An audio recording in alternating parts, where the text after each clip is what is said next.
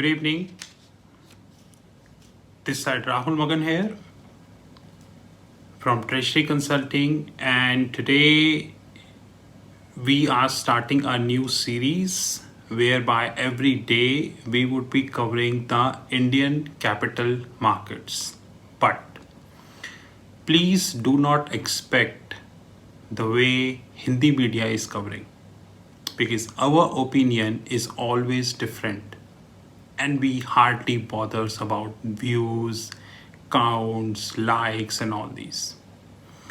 So guys, when it comes to the debt market, I have the statistics provided by the L&T Financial Services. These statistics clearly reflect that the treasury bill for 12 months is near about 4.80%, while the 10-year government securities, which is also known as INBMK or benchmark curve, is near about 7.12%, while the overnight index swap for 5 years is 6.60%.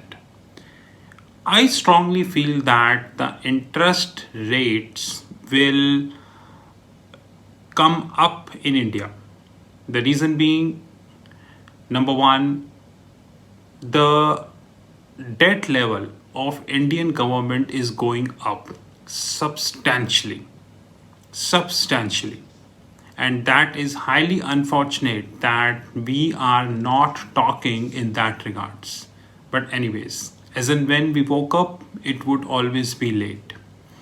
Since the debt level is rising substantially, and also the US Federal Reserve is expected to hike the rate probably in this week in FOMC meeting.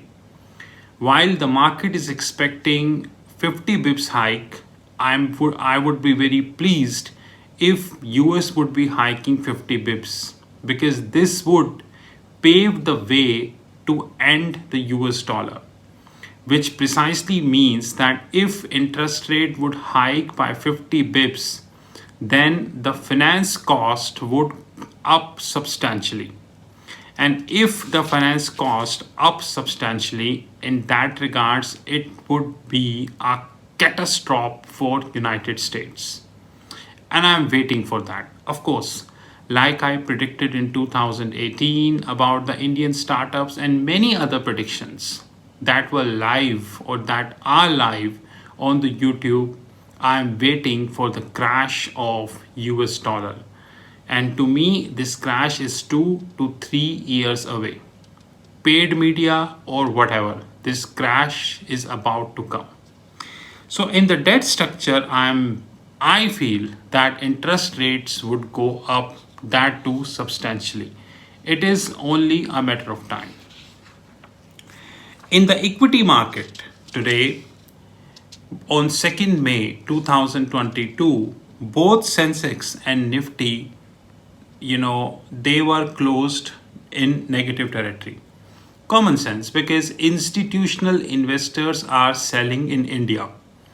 According to the statistics, institutional investors, they sold near about 1.5 lakh crores till March, in the 6 months to March, which means October, November, December, January, February, March.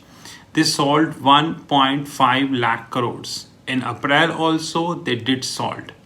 Having said that, I expect institutional investors would continue to sell. Number one, because of the hike in the rates by Federal Reserve.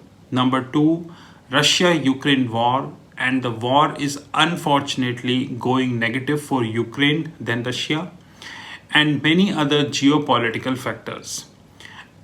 I still remember Einstein, Edison's and Newton's, those who told that the Nifty will go to 25,000 while the Sensex will touch 100,000. I'm waiting when Nifty would touch 25,000. More than that, I'm waiting when Sensex would touch 100,000. Because Sensex touching 100,000 means that the ground reality of India would improve. Let me see, I'm waiting. Anyways, Sensex touched 62,000 and then it consistently falling. But you yourself check on the Google, people predicted Sensex would touch 100,000. To me, the important concern is the IT stocks. When I say about IT stocks, I mean Wipro, I mean TCS, I mean SCL, I mean Infosys. All four IT stocks are falling, Tech Mahindra too and others.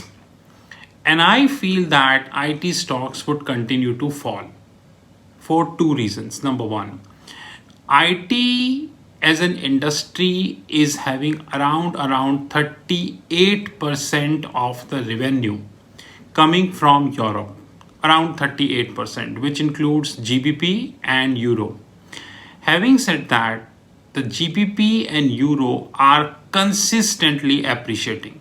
As we speak, GBP is near about 1.25 while Euro is near about 1.05. And they both will come down, at least for the time being. Yes, after that they will come up. Currency experts know how to hedge that and they already hedged that.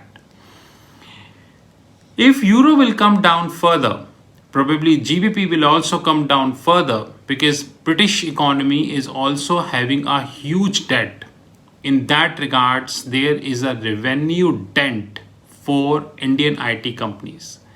By revenue dent, it means that the invoice value will come down because say 5 months ago when you were billing 100 GBP, you were getting $132.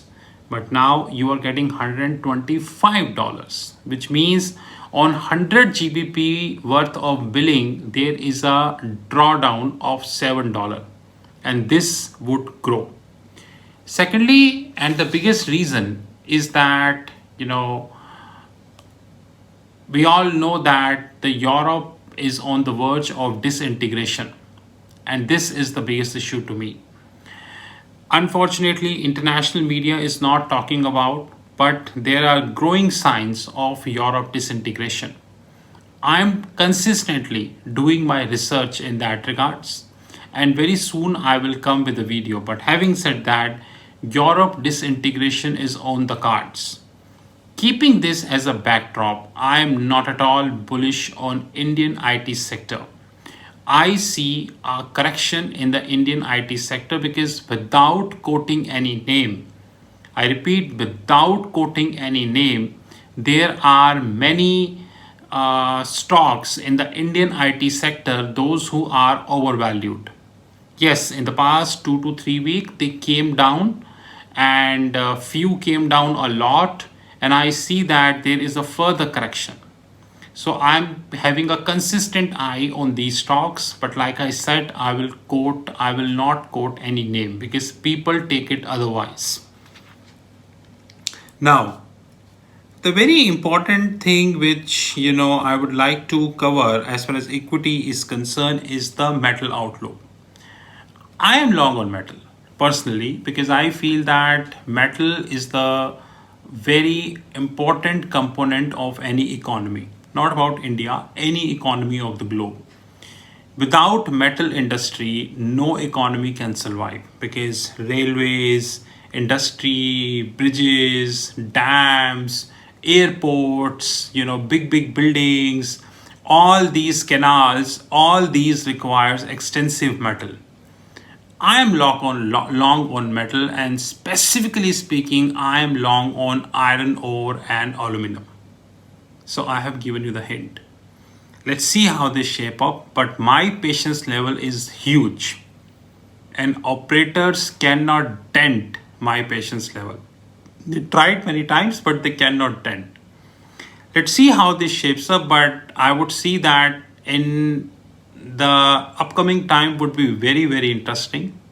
Of course, our media is fully focused on few selected stock, you know what I mean, and which is pushing the retail investors to entry in these stocks at exorbitant valuations.